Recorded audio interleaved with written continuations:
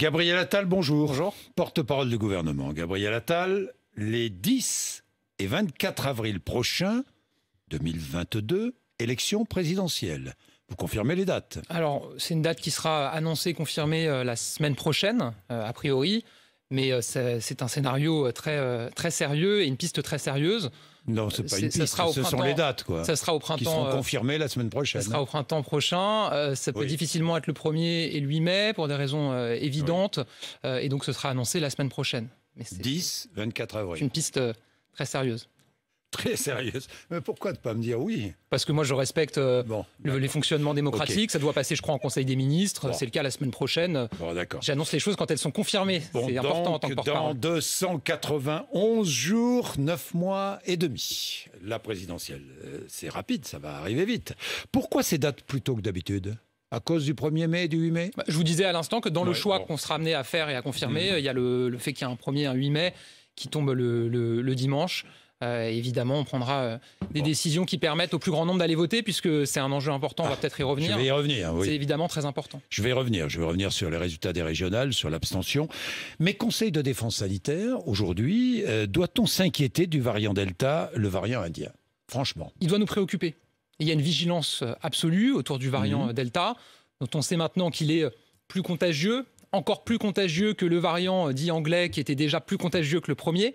On voit ce qui se passe au Royaume-Uni, où vous avez une hausse continue maintenant depuis plusieurs semaines des cas. Je crois qu'ils ont franchi les 10 000 cas par jour en moyenne en Grande-Bretagne. 90% des cas sont des cas de variant Delta, en provenance d'Inde. Ils étaient, il y a quelques semaines, à quelques centaines de cas en moyenne par jour. Donc on voit que ça peut aller très vite. Et donc il faut être très vigilant. C'est pour ça qu'on a mis en place un calendrier en France progressif de levée des restrictions. Qu'on franchit étape par étape. La dernière, vous le savez, aura lieu le 30 juin. Mais ça demande une vigilance individuelle et collective. Reprise possible de l'épidémie? Par principe, évidemment. Alors, après, on a une arme dont on ne disposait pas. La menace est réelle?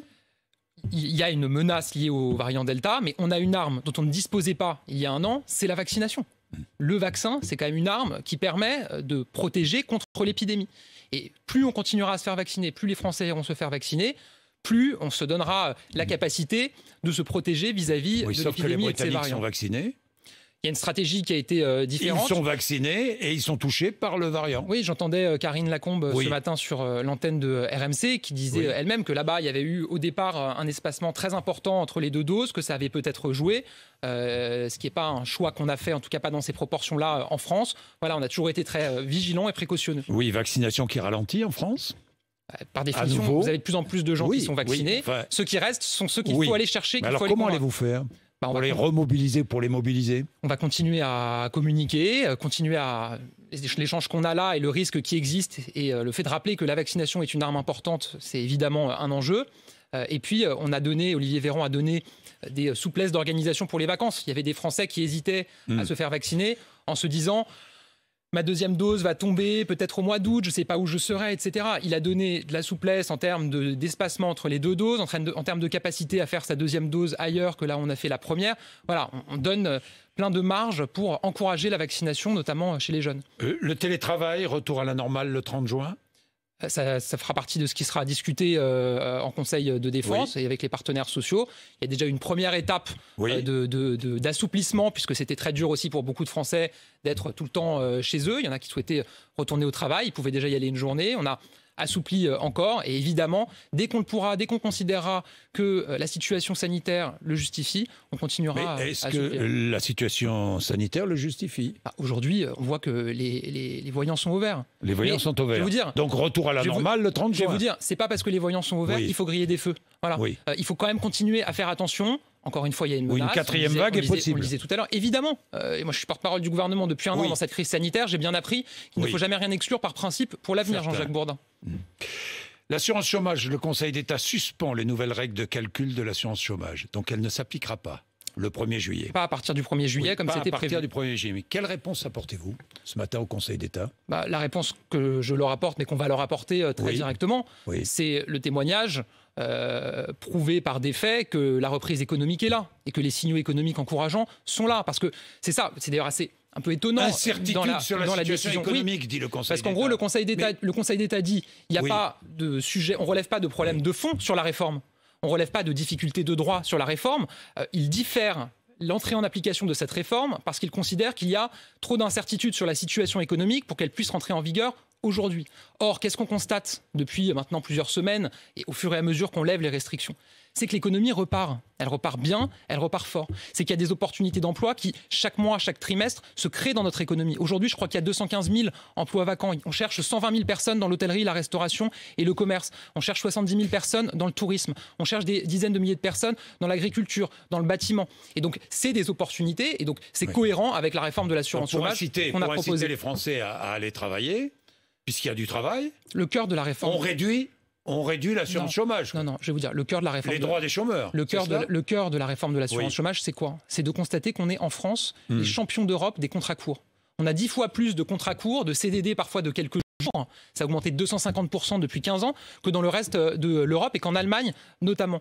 Et que c'est un sujet de précarisation pour les travailleurs. Quand vous avez des travailleurs qui ont des petits contrats courts de 5 jours qui les multiplient, qu'est-ce qui se passe ? On l'a vu en période de pandémie, quand il n'y a plus d'activité. Ils se retrouvent dans la difficulté. On a dû mettre en place des dispositifs spécifiques pour eux. Donc il faut lutter contre ces contrats courts et faire en sorte que les salariés dans notre pays puissent avoir des contrats plus robustes, plus longs. Et donc il y a un bonus-malus pour les entreprises, pour les encourager à donner des contrats plus longs. Et effectivement, il y a une mesure qui consiste à dire qu'on doit toujours être mieux rémunéré quand on travaille que quand on est au chômage. Et donc c'est ça le sens de notre réforme. Donc on est moins rémunéré au chômage, ça incite à aller travailler, c'est ce que vous voulez dire. C'est pour que le travail soit toujours plus valorisé que l'inactivité. Moins de chômage et plus on doit avoir envie d'aller travailler, c'est ce que vous dites ? Il faut que travailler soit toujours plus valorisé que ne pas travailler. C'est le cœur du projet d'Emmanuel Macron. Maintenant, ça ne veut pas dire qu'on va rogner sur les droits. On ne peut pas nous accuser de rogner sur les droits des chômeurs. Il y a 700 000 chômeurs en fin de droit qui auraient dû voir leur allocation s'arrêter depuis presque 1 an. On les a prolongés mois après mois et donc ils ont pu continuer pendant cette crise à recevoir leurs allocations chômage. C'est parce que précisément, on a une attention toute particulière contre la précarité. On a mis en place le chômage partiel qui a permis à des millions de Français de continuer à recevoir leur rémunération, à ne pas être licenciés. On a mis en place des aides financières pour les personnes qui sont aux minima sociaux, des aides exceptionnelles de plusieurs centaines d'euros pour qu'elles soient accompagnées dans cette crise. Donc la priorité à la lutte contre la précarité, à l'accompagnement de ceux qui sont en difficulté, elle est là. Mais c'est aussi l'accompagnement vers l'emploi. Alors que va devenir cette réforme, Gabriel Attal ? On va répondre au Conseil d'État avec les données dont on dispose. Elle sera reprise ? Évidemment, l'objectif c'est qu'elle s'applique dans les prochains mois. Voilà. Dans les prochains mois. Avant la fin du quinquennat. Avant la fin de l'année même. Avant la fin de l'année. C'est l'une des réformes majeures, si j'ai bien compris, du quinquennat, on est bien d'accord. Oui, mais comme la réforme des retraites. Mais c'est une une réforme, en tout cas, qui est cohérente, Jean-Jacques Bourdin, avec notre projet, qui est de valoriser le travail dans notre pays. Et notre conviction que les Français ont envie de travailler et qu'ils ont envie de travailler dans des bonnes conditions. La réforme des retraites, vous en êtes où ? De la réflexion ? Vous savez qu'on avait engagé... Est-ce qu'elle va être reprise ou pas ? Sous quelle forme ? Vous savez qu'on avait engagé une réforme qui a été portée devant le Parlement. Oui. Une réforme d'ampleur. Puis il y a eu la pandémie. Qui a fait réagir. Qui a suspendu l'examen de cette réforme. Il reste 10 mois d'ici à la fin du quinquennat. La question, c'est est-ce que, alors qu'on n'a évidemment pas renoncé à notre ambition de réformer les retraites... Est-ce que vous allez reprendre une réforme ou pas ? Voilà, c'est ça la question qui se pose. Alors, en tout cas, avant la fin du quinquennat. Réponse ? L'arbitrage n'est pas rendu encore. Il y a des discussions et des travaux qui sont faits au sein du gouvernement. Il va y avoir aussi des échanges avec les partenaires sociaux qui auront lieu au début du mois de juillet. Et puis, ils disent non. Les partenaires sociaux ont déjà dit non. On ne reprend pas une réforme des retraites. On peut quand même échanger et discuter. Moi, j'entends aussi des partenaires sociaux qui disent et qui rejoignent le constat qu'il faut une réforme. Alors certains disent qu'il faut une réforme, mais il ne la faut pas tout de suite. Bon, on va discuter avec eux, on va échanger avec eux. Je pense qu'on peut s'accorder sur le constat qu'on avait un système par répartition qui était fragile avant la crise, que la crise ne l'a pas particulièrement renforcé. Il n'est pas financé à moyen terme. Il y a un rapport du Conseil d'orientation des retraites qui a été remis. Moi, je pense aussi à ma génération. On a envie de pouvoir bénéficier d'une retraite par répartition plus tard. Oui. Ça arrivera dans un certain temps, mais ça nécessite de prendre des décisions maintenant et de sauver notre système aujourd'hui. Donc, il faudra travailler plus. Vous parliez tout à l'heure de travail. Le quinquennat d'Emmanuel Macron, c'est l'encouragement au travail, si j'ai bien compris. Oui. Donc il faudra travailler plus. Évidemment, ça me semble de bon sens et logique. L'espérance de vie s'allonge. L'espérance de vie s'allonge. Maintenant, Jean-Jacques Bourdin, tout le monde ne doit pas travailler aussi longtemps les uns que les autres. De départ à la retraite. Il n'y a pas de décision prise à ce stade sur ce sujet. Bon, vous connaissez l'entreprise MBF ? Dans le Jura. À Saint-Claude ? Oui. Vous avez vu ce qui s'est passé ? Il se trouve que j'étais en déplacement dans le Jura il y a quelques semaines et que j'ai rencontré l'intersyndicale. Oui. Vous avez vu ce qui s'est passé ? Oui, j'ai vu. La liquidation a été prononcée par le tribunal. Tout le monde est sur le carreau. Ouais. Rien. D'abord, moi, je veux dire... La région n'a rien fait, l'État n'a rien fait. J'ai lu la déclaration du maire de Saint-Claude. Il dit la ville est en deuil. En deuil. Alors, qu'est-ce que vous allez faire? Je vais vous dire, déjà... Est-ce que l'État va intervenir? Oui, je comprends et je partage l'émotion. C'est une région, un territoire qui est déjà sinistré. Oui. Un territoire industriel Oui. qui est déjà sinistré. Oui. Deuxième chose, il se trouve que j'ai rencontré l'intersyndicale quand je me suis rendu dans le Jura il y a quelques semaines. C'est des femmes, des hommes admirables, remarquables, qui ont travaillé, qui ont cherché des solutions, qui ont modernisé leur outil. Paris nous abandonne. Qui ont modernisé leur outil de production. Là où je suis pas d'accord avec vous, Jean-Jacques Bourdin, c'est quand vous dites personne n'a rien fait. C'est pas vrai. L'État a accompagné, a aidé à chercher un repreneur. Il y a eu des réunions qui ont eu lieu au ministère de l'économie et des finances. Et je vais vous dire, alors même qu'on est dans des élections régionales, etc., même la région a cherché à trouver des solutions, puisque pendant plusieurs semaines, ils ont payé eux-mêmes les salaires des salariés, des travailleurs, pour tenir et essayer de trouver un repreneur. Il n'y a pas de repreneur qui a été validé. Et évidemment que c'est un drame et qu'on le déplore. On va accompagner les salariés.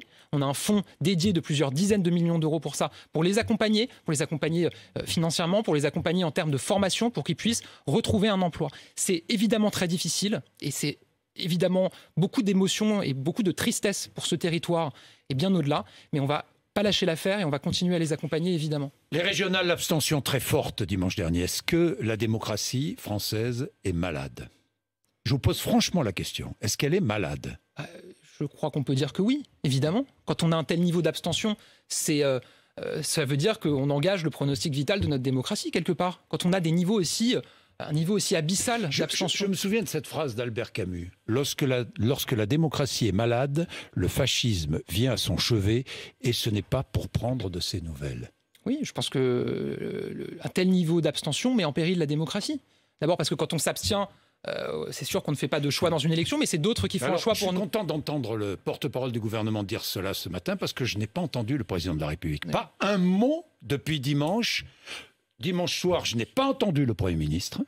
Pourquoi? Ces élections régionales ne vous intéressent pas au sommet de l'État? D'abord, vous avez entendu, depuis 2017, en permanence, le président de la République dire qu'il fallait renforcer le lien des Français avec la démocratie et tout mettre en œuvre, y compris avec des outils très pratiques, on y reviendra peut-être, pour favoriser le recours au vote. On a proposé de moderniser les institutions, les oppositions nous ont bloqués dans la réforme institutionnelle. On a proposé de moderniser la manière de voter, avec une expérimentation, par exemple, du vote par anticipation. Il y a quelques mois, le Sénat nous a bloqués. Le texte était mal préparé, vous le savez bien, Gabriel. Oui, ça c'est l'excuse qu'ils ont donnée pour bloquer notre réforme. Voilà. Et je vais vous dire, à chaque fois, quand le président s'exprime, quand il y a des scrutins locaux, on dit il n'a pas à s'ingérer dans les scrutins locaux. Vous êtes extraordinaire. Donc, si j'ai bien compris, pour favoriser la participation, vous voulez qu'on modifie finalement la manière dont on vote. Comment?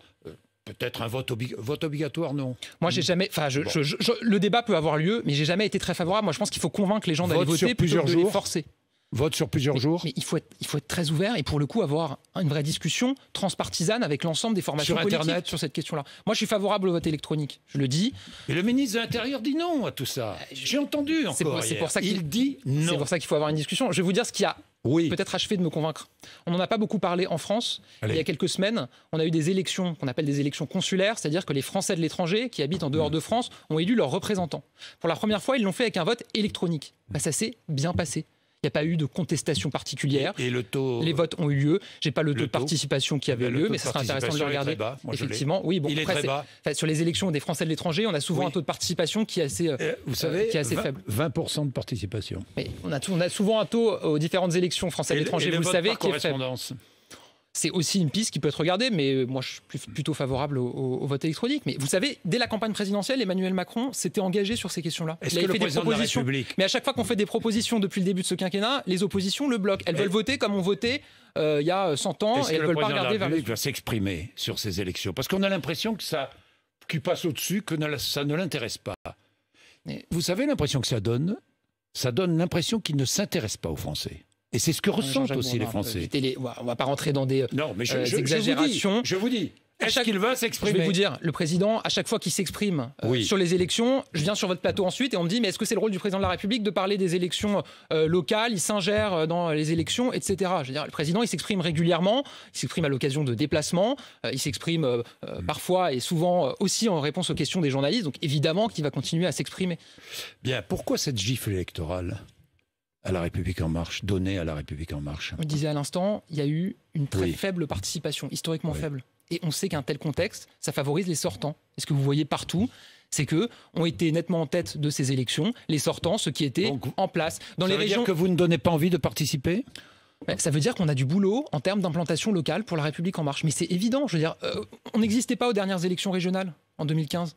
Ça prend du temps de s'implanter sur les territoires. Moi, je vais vous dire quelque chose que je constate qui est intéressant, c'est que quand vous regardez, là, on fait les meilleurs scores, on va dire, nos meilleurs scores, c'est souvent dans des villes... Les moins mauvais. Voilà, c'est souvent dans des villes où on a fait des bons scores au municipal, on a eu des élus au municipal. Parce que, qu'est-ce que ça veut dire? Ça veut dire que c'est des élus locaux de La République En Marche, on en a, je crois, environ 10 000 en France, qui font un travail d'implantation locale ensuite, qui montrent à leurs administrés qui sont là, qui font le boulot et qui leur donnent envie de voter pour notre mouvement politique ensuite aux élections suivantes. Donc ça se construit progressivement. Là, vous avez un tel niveau d'abstention, qu'est-ce qu'on constate? Les régions qui étaient dirigées par la droite, c'est les présidents de conseils régionaux de droite qui sont en tête, les sortants. Puis les régions qui étaient dirigées par la gauche, c'est les présidents de conseils régionaux de gauche, les sortants, qui sont en tête. Et on ne peut pas dire que ni la droite ni la gauche n'aient fait de grandes performances dans les régions qu'elles ne dirigeaient pas. Humiliation pour Éric Dupond-Moretti? Humiliation ou pas? Non, il y a un ministre majeur qui se déplace, qui va se présenter dans sa région d'origine et qui n'atteint pas 10%. Moi, je vais vous dire qu'un membre du gouvernement qui n'a pas de mandat local, moi, il se trouve que j'ai un mandat local, je suis conseiller municipal à Vanves, dans ma commune, un membre du gouvernement qui n'a pas de mandat local, qui veut aller se frotter à une élection locale, en plus dans un territoire difficile, on le sait et vous le savez.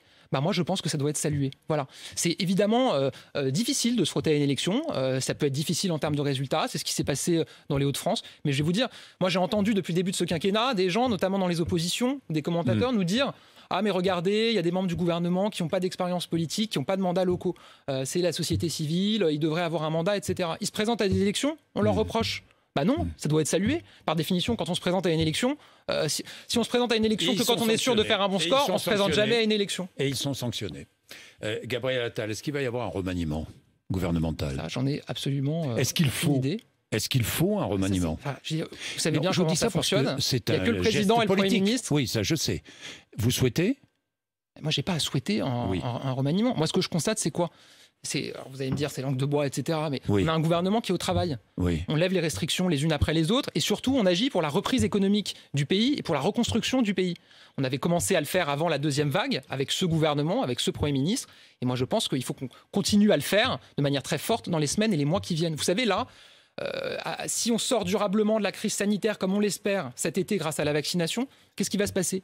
Tous les pays dans le monde vont se lancer dans la bataille de la relance. Tout le monde va vouloir capter les nouveaux talents, les nouveaux investissements, être le lieu où ça rebondit le plus vite et le plus fort. Et nous, il ne faut pas qu'on perde de temps dans cette bataille-là. C'est pour ça qu'on fait le plan de relance, c'est pour ça qu'on fait tout pour que l'économie reparte, parce qu'il faut que la France, ça soit là où ça se passe en termes économiques, que ça soit des opportunités en termes d'emploi pour les Français. Et c'est ça aujourd'hui notre seule priorité, et c'est la priorité de ce gouvernement.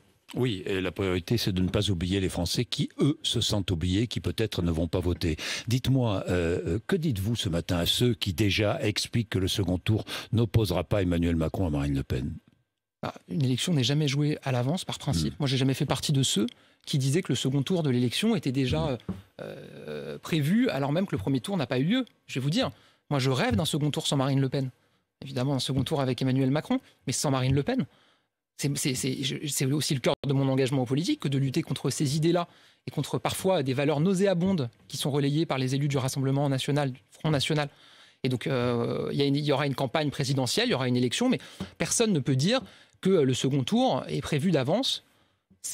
Votre combat majeur, c'est le combat contre le Rassemblement national, on est bien d'accord. On a évidemment des combats pour, Jean-Jacques Bourdin, on parlait tout à l'heure du travail, des valeurs de la République. Mais je vais vous dire, moi, si j'ai un adversaire, peut-être plus que les autres, dans la vie politique, c'est le Rassemblement national. En Bourgogne et Franche-Comté, vous ne vous retirez pas? En Bourgogne, je ne comprends pas. En Bourgogne-Franche-Comté, je ne comprends pas. Jusqu'à preuve du contraire, c'est la présidente sortante socialiste qui est en tête, premièrement. Deuxièmement, de peu devant le candidat du Rassemblement national. Deuxièmement, on lui a proposé un rassemblement sur la base de priorités, notamment la relance économique. On parle de la région dont on parlait tout à l'heure et de l'usine MBF. Voilà, donc on a proposé qu'on se mette ensemble autour de la table et qu'on travaille à des priorités économiques. D'autant qu'elle s'est dite Macron compatible il y a quelques mois ou quelques temps. Elle l'a refusé, elle a préféré faire une alliance avec l'extrême gauche et les communistes. Bon, cette alliance, si on fait arithmétiquement les choses, ça la met sur le papier 15 points au-dessus du Rassemblement national à l'issue du premier tour, quand on additionne les scores. Donc il n'y a pas de risque, on peut dire, avéré, pas autant en tout cas que dans la région sud, où là on a pris nos responsabilités. À vos yeux. Alors, je disais à l'instant que les élections ne sont jamais jouées par avance, donc je ne peux pas vous dire, il n'y a aucun risque. Mais en tout cas, ce que je vous dis, c'est qu'il n'y a pas de raison qu'on retire notre liste. Et Denis Thuriot, notre candidat, qui est remarquable, qui est le maire de Nevers, qui a une expérience d'élu local, avec son équipe qu'il a constituée, qui a une vraie pluralité politique, qui a un large rassemblement, il a évidemment toutes les raisons de continuer sa campagne. Merci Gabriel Attal. Vous regarderez notre débat demain matin, 8h30, 9h30. Je réfléchis à ce que j'ai demain matin, mais oui, je pense que je pourrais... Thierry Mariani, Renaud Muselier. C'est un débat important. BFM TV, oui, 8h30, 9h30 demain matin, sur BFM TV, RMC, BFM DC et Azur TV. J'espère que vous demanderez à monsieur Mariani d'expliquer sa position et son soutien au régime azéri face à ce que subit le peuple arménien depuis maintenant plusieurs mois, qui est très grave. Et pour le coup, monsieur Mariani a toujours été en soutien du régime azéri et je pense qu'il devrait pouvoir s'expliquer là-dessus. 8h54. Merci Gabriel Attal d'être venu nous voir sur RMC et BFM TV.